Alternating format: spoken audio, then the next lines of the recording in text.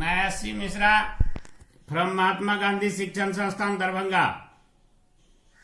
वर्ग 10वीं, विषय हिंदी, पाठ्य पुस्तक कृतिका, पाठ संख्या 1, पाठ माता का अंचल, लेखक शिव पूजन सहाय, भाग 4।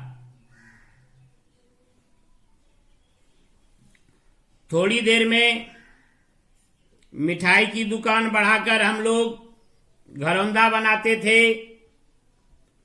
बढ़ाने का अर्थ समेटना, समाप्त करना। धूल की मेड़, दीवार बनती और तिनकों का छप्पर, दातुन के खंभे, दिया सलाई की पेटियों के किवाड़, घड़े के मूड़े की चूल्हा चक्की, दिए की कढ़ाई और बाबूजी की पूजा वाली आचमनी कलछी बनती थी। हम ही लोग ज्योनार करते। ज्योनार का अर्थ भोज। और हम ही लोगों की ज्योनार बैठती थी। जब पंगत बैठ जाती थी तब बाबूजी भी धीरे से आकर पांत के अंत में जिमने के लिए बैठ जाते थे।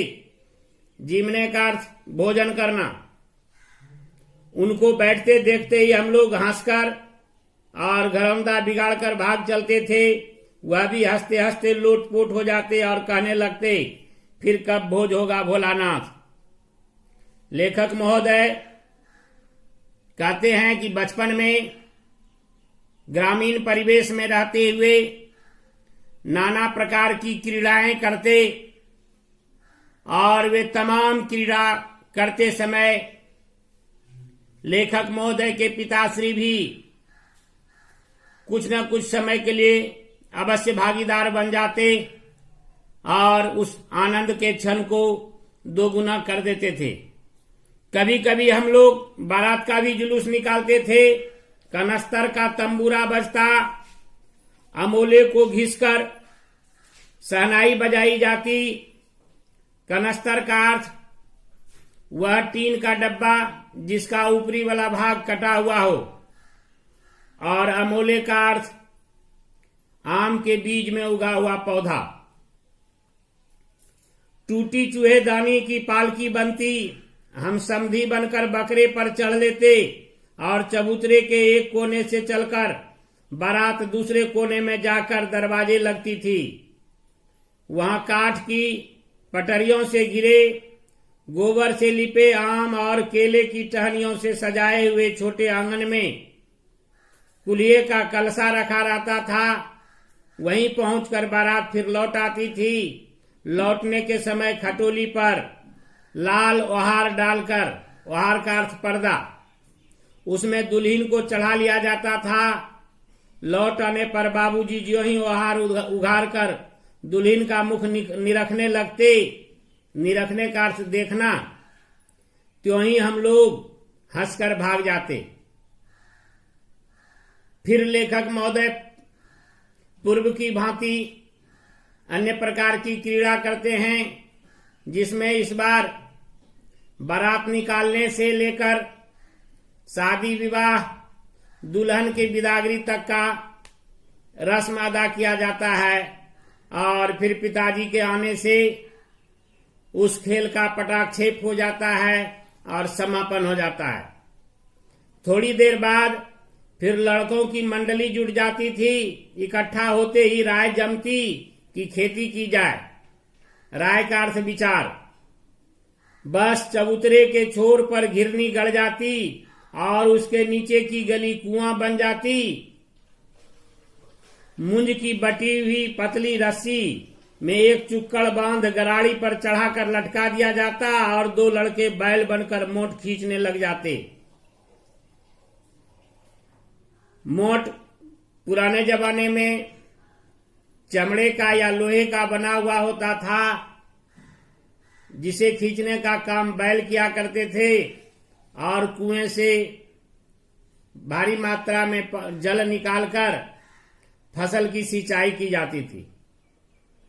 चबूतरा, खेत बनता, कंकड़ बीज और ठेंगा हल जुआठा बड़ी मेहनत से खेत जोते गए, बोए और पटाए जाते, फसल तैयार होते देर न लगती और हम हाथों हाथ फसल काट लेते थे।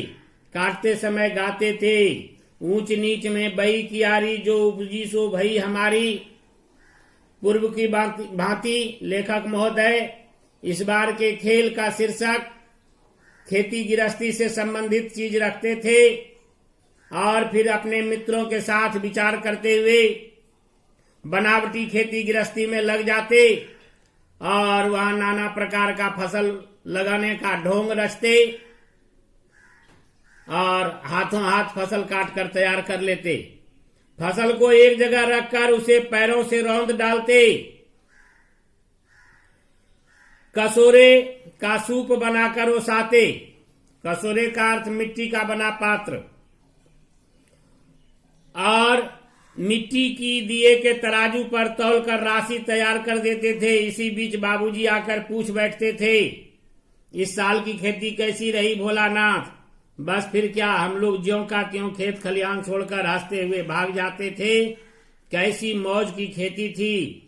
ऐसे ऐसे नाटक हम लोग बराबर खेला करते थे। बटोही भी कुछ देर ठिठक कर हम लोगों के तमाशे देख लेते थे। बटोही का अर्थ यात्री, ठिठकना का अर्थ रुकना, तमाशे का अर्थ खेल। लेखक महोदय के फसल तैयार होते ही उनके पिताजी आकर फसल के बारे में जैसे जानकारी लेना चाहते, बस हंसी मजाक के साथ वह दौर भी समाप्त हो जाता था। जब कभी भी हम लोग ददरी के मेले में जाने वाले आदमियों का झुंड देख पाते, तब कूद कूद कर चिल्लाने लगते थे, चलो भाई ददरी, सातु पिसान की मोटरी। अगर किसी दूल्हे के आगे आगे जाती हुई वहारदार पालकी देख पाते, तब खूब जोर से चिल्लाने लगते थे, रहरी में रहरी, पुरान रहरी, डोला के कन्या हमार मेहरी। यानी अनेक प्रकार का बचपन में खेला करते और जीवन का आनंद लेते, और वह सभी आनंद के क्षण में लेखक महोदय के पिताजी हमेशा उनके साथ रहते थे।